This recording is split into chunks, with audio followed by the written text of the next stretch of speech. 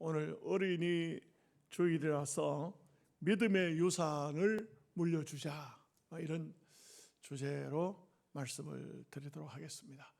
제가 어떤 분한테 장로님 가정의 자녀들이 예수 다 믿습니까? 하는 질문을 받았습니다.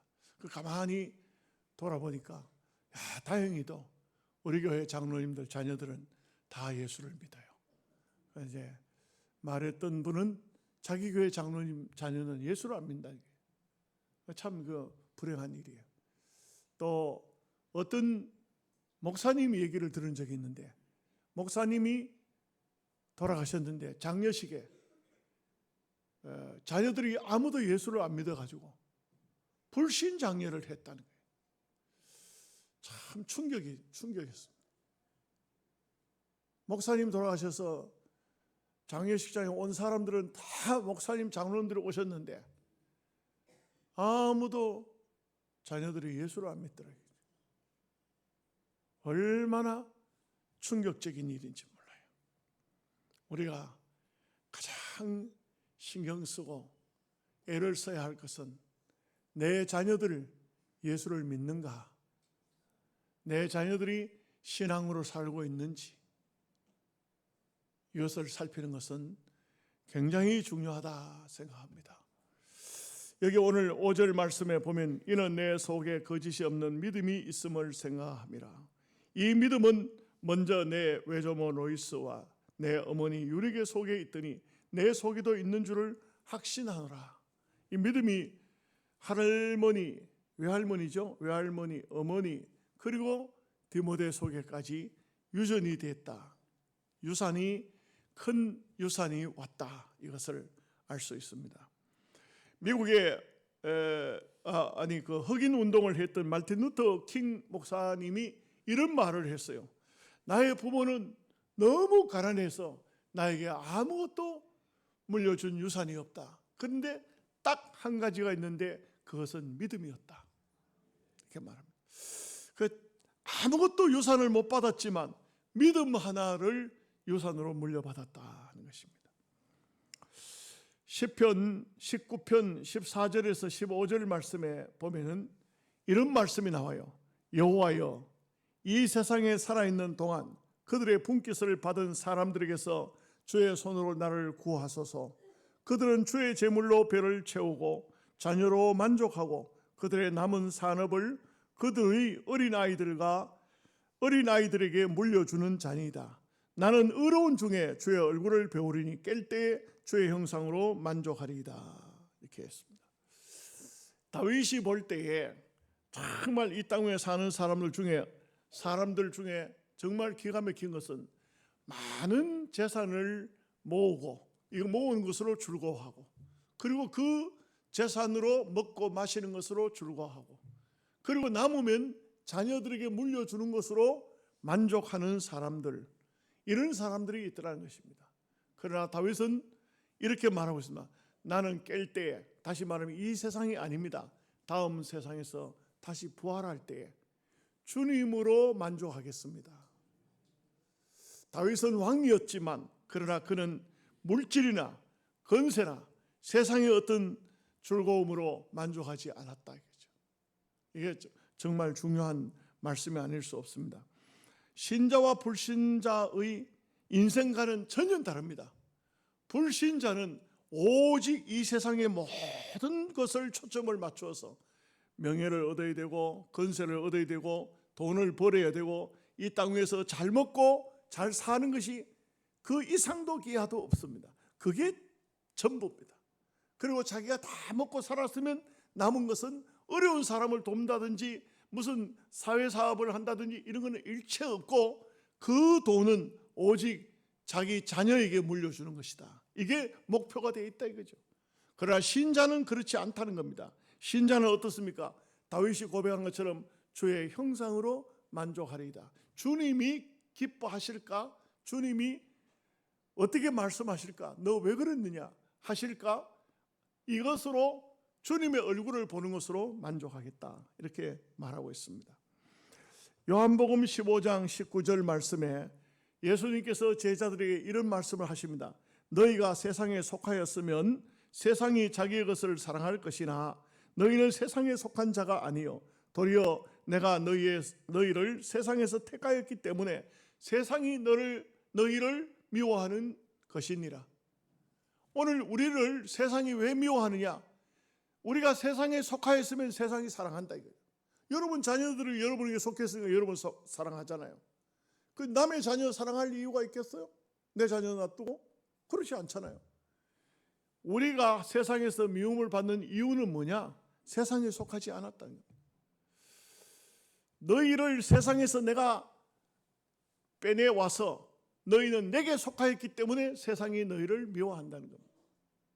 그래서 오늘 우리가 이 땅에 사는 삶 속에 정말 중요한 것은 다윗의 고백, 또 예수님의 말씀뿐만 아니라 사도 바울까지도 오늘 우리에게 주시는 이 말씀이 얼마나 중요한가. 바울이 디모데에게 했던 말은 바로 오늘 말씀, 너의 믿음이라는 것은 너희 외조모부터 시작해서 어머니와 너에게도 유산으로 내려왔다는 것이죠. 이것으로 참 자랑하고 감사하고 이런 모습이라 할 수가 있는 것입니다.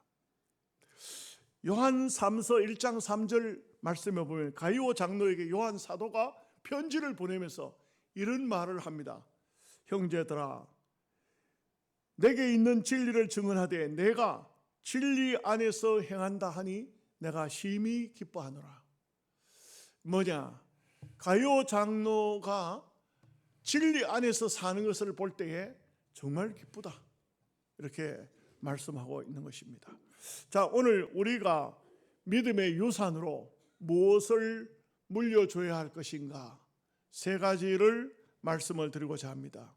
첫째로 청결한 양심으로 하나님을 섬기는 이 믿음을 유산으로 물려줘야 합니다. 여러분, 사도행전 23장 1절 말씀에 보면 형제들아, 오늘까지 나는 범사의 양심을 따라 하나님을 섬겼노라. 양심을 따라 하나님을 섬겼다. 사도행전 24장 16절 말씀에 하나님과 사람에 대하여 항상 양심의 끄러낌이 없기를 원했다. 바울은 이 땅에 사는 동안에 하나님 앞에도 양심적으로 부끄럽지 않고 사람들 앞에도 부끄럽지 않는 그런 양심적으로 선한 삶을 살았다는 것을 말합니다. 로마서 9장 1절에 내 양심이 성령 안에서 나와 더불어 증언하노라. 내 양심이 나를 증언하고 있다.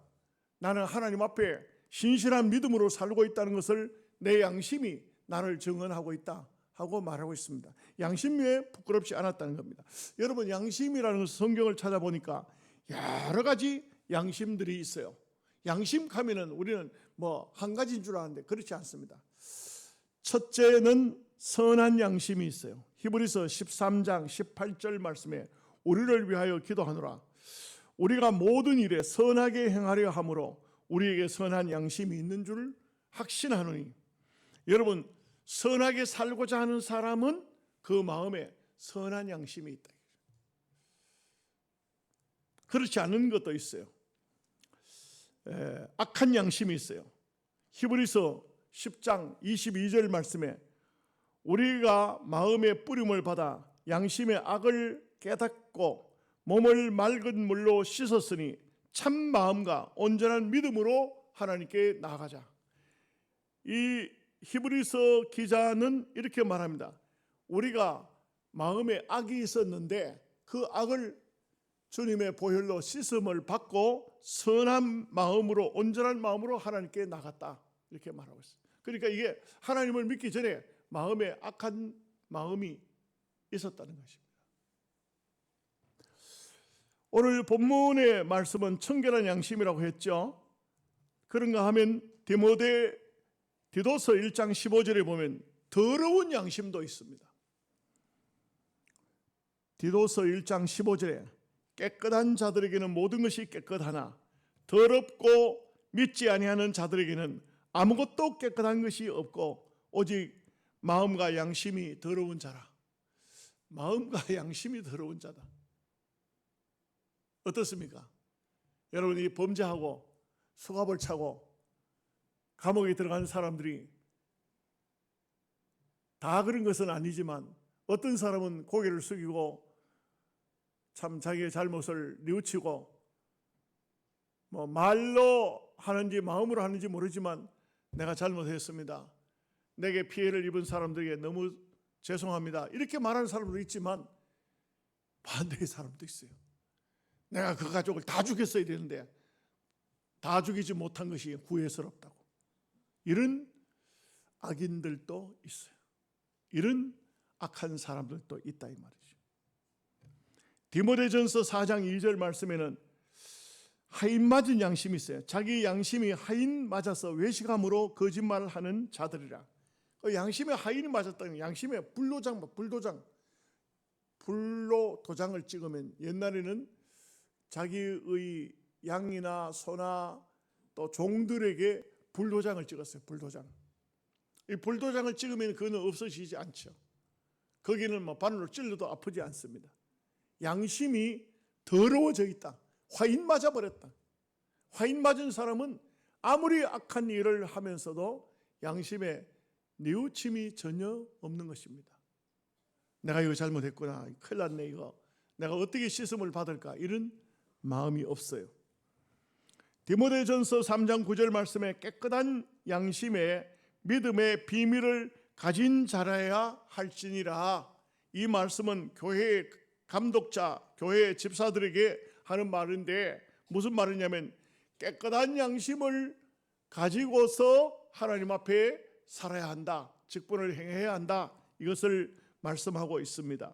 히브리서 기자는 히브리서 9장 14절 말씀에 영원하신 성령으로 말미암아 흠없는 자기를 하나님께 드린 그리스도의 피가 어찌 너희 양심을 죽은 행실에서 깨끗하게 하고 살아계신 하나님을 섬기게 하지 못하겠느냐. 우리가 예수 그리스도의 보혈피로 속죄함을 받았는데 어째서 아직도 더러운 양심, 하인 맞은 양심, 깨끗이 못한 양심, 이런 양심을 품고 있느냐. 그 양심을 다 청결하게 깨끗하게 선한 양심으로 만들어야 되지 않겠느냐 이거예요. 예수님을 믿는데 왜 오늘날 말하면 예수 믿으면서도 왜 아직도 우리의 양심이 온전치 못한가, 이것을 말하고 있습니다. 예수님의 보혈피로 우리를 속죄했는데 어째서 우리가 예수를 믿으면서 그 예수님을 믿으면서 아직도 양심이 하인 맞은 양심, 더러운 양심, 이런 양심을 가지고 있느냐 이것이죠. 디모데전서 1장 19절에는 그 답을 말하고 있습니다. 어떤 이들은 이 양심을 버렸고 믿음에서 파선했느니라.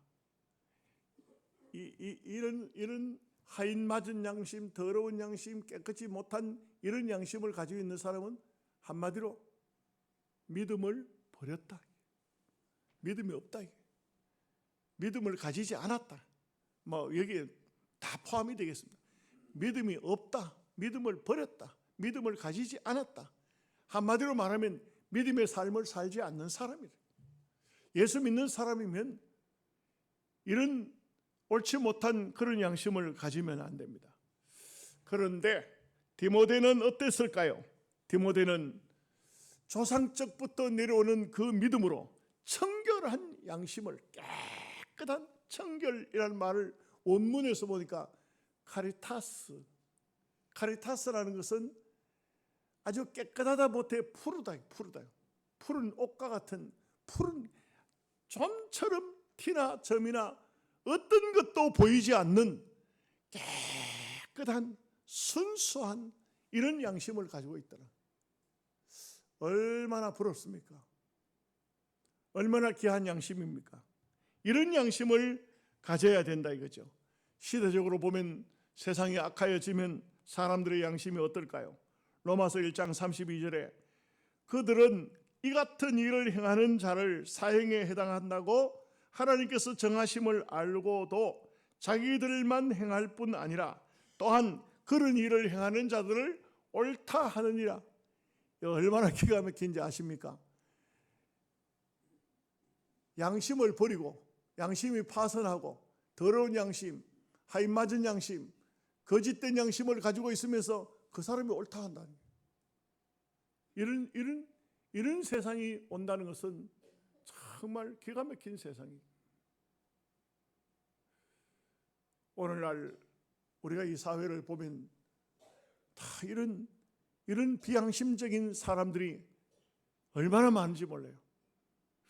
비양심적인 종교인들, 비양심적인 경제인들, 비양심적인 정치가들, 이런 사람들이 이 땅 위에는 얼마나 많은지 몰라요.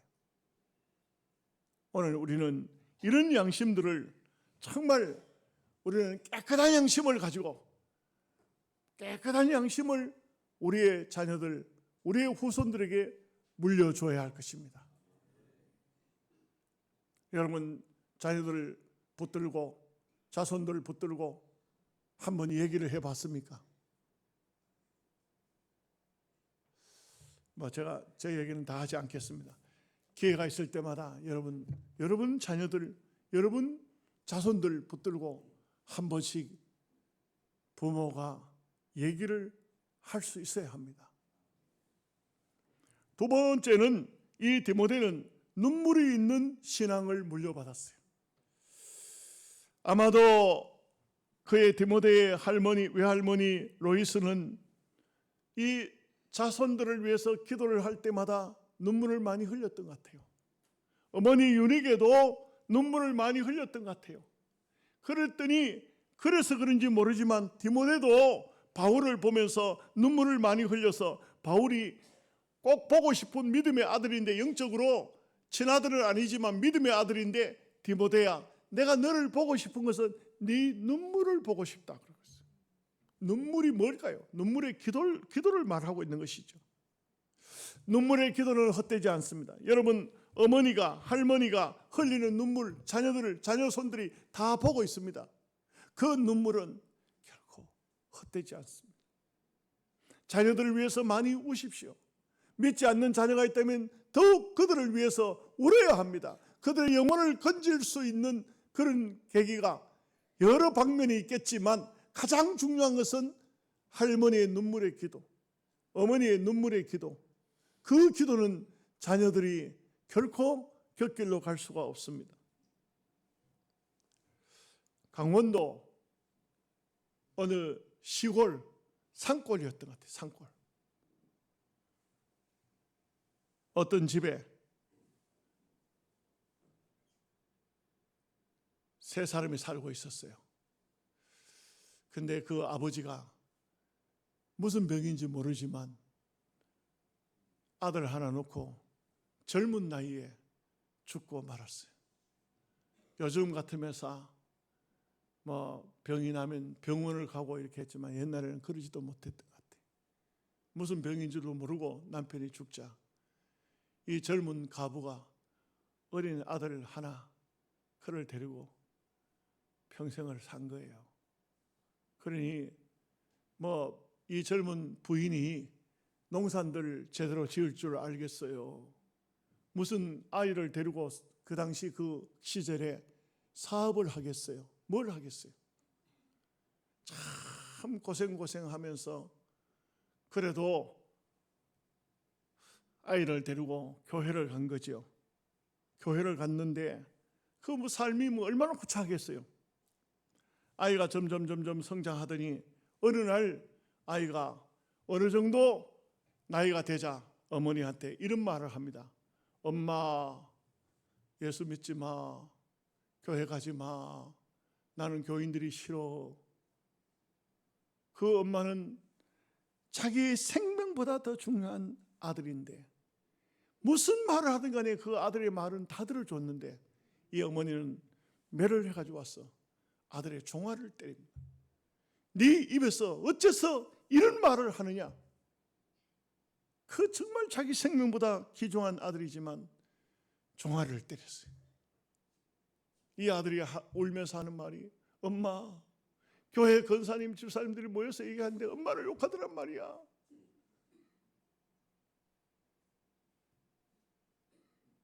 그 아마도 부인네들이 모여가지고 옛날 우리나라에 흔히 하던 말이 있죠. 남편 잡아먹은 년.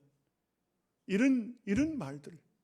이런 얼마나 악한 말들이 교회 안에서도 나도니까 이 아이가 어린 시절에 그 말을 듣고 엄마 뭐하러 교회 가느냐 그런 욕먹어 가면서 뭐하러 가느냐 이렇게 했던 것 같아요.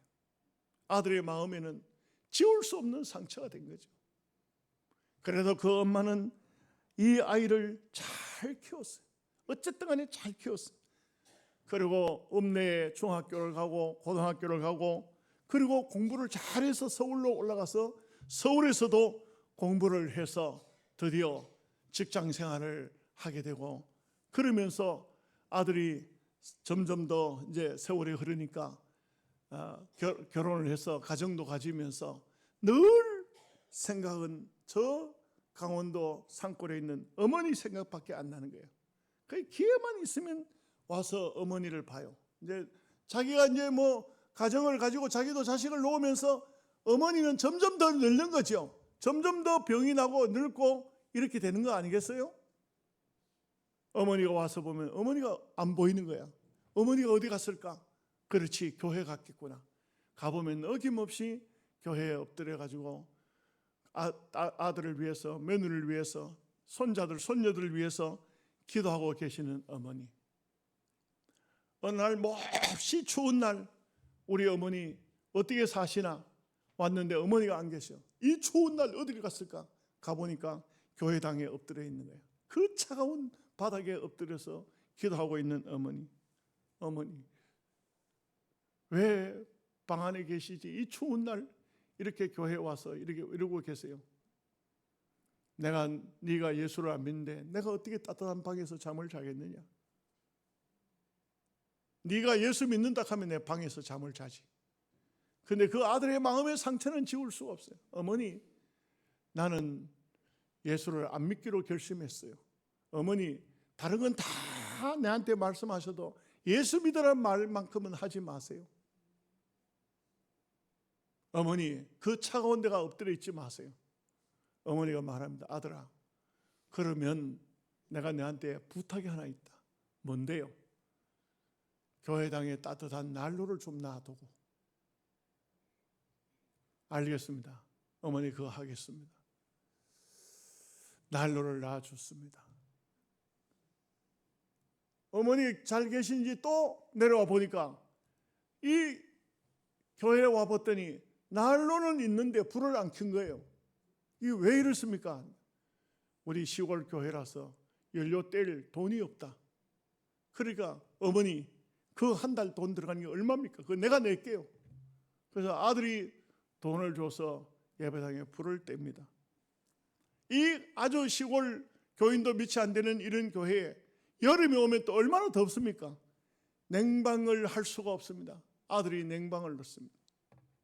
전기 고지서는 자기 서울로 자기 집으로 돌리도록 했습니다. 아들은 예수를 안 믿지만 자기 어머니를 위해서 다 모든 것을 했습니다. 그러다가 어머니가 결국은 세상을 떠납니다. 어머니는 평생 소원이 내 아들 예수 믿으면 좋겠다고 하지만 아들은 끝끝내 마음의 그 어린 시절 마음에 받았던 상처가 없어지지 않습니다. 그래서 교회를 안 나가는 것이 아니라 못 나가는 겁니다. 어느 날 이 아들은 어머니가 죽었지만 전기세 고지서가 자기 집으로 날라왔는데 이 고지서를 가만히 들고 보는데 눈물이 툭툭툭툭 흐르는 겁니다. 우리 어머니 뭐 때문에 그 추운 겨울에도 뭐 때문에 그 무더운 여름에도 교회를 갔는가? 아들 하나만 키우고 이 아들을 위해서 그렇게도 눈물 흘려 우시던 어머니 그제서야 사람들과의 관계를 다 버리기로 마음먹고 어머니 내가 살아계실 때 예수를 믿지 못했지만 지금이라도 예수님을 믿겠습니다. 그리고 그 아들이 예수를 믿으면서 간증을 한 얘기를 제가 글을 읽어본 거예요. 저도 그 글을 읽으면서 너무나도 마음이 짠해서 눈물이 흘렀습니다. 어머니의 기도는 이 땅 위에서 응답이 안 된다고 할지라도 어머니가 세상을 떠나고는 그 응답이 된다는 것을 여러분은 아셔야 돼요.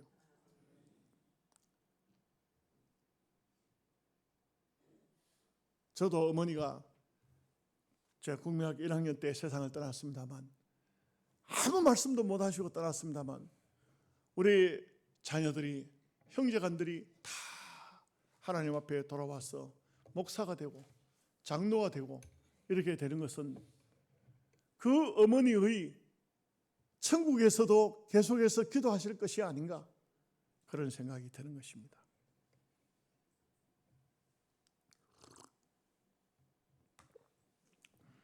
마지막으로 한 가지만 더 말씀드리죠. 믿음을 유산으로 물려주는 것은 가장 귀한 것을 물려주는 것입니다. 여러분, 돈을 물려줘도 그 돈이 영원하지 않습니다. 여러분, 우리가 무슨 권력을 물려줄 수가 있겠어요? 권력도 없습니다. 그러나 분명한 것은 믿음은 물려주면 이것은 이 세상뿐만 아니고 다음 세상에서까지 그 믿음은 연속된다는 것입니다. 얼마나 귀중한지 모릅니다. 앤드루 카네기는 기독교인은 돈을 물려주고 죽으면 안 된다. 기독교인은 하나님의 말씀과 믿음을 물려주어야 된다. 이렇게 말했습니다.